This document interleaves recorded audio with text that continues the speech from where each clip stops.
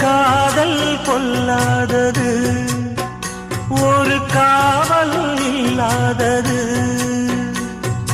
ஊதக்காத்தில் வஞ்சி மாது ஒத்தையிலே வாடும்போது போர்வை போல பொத்தி அணைப்பே.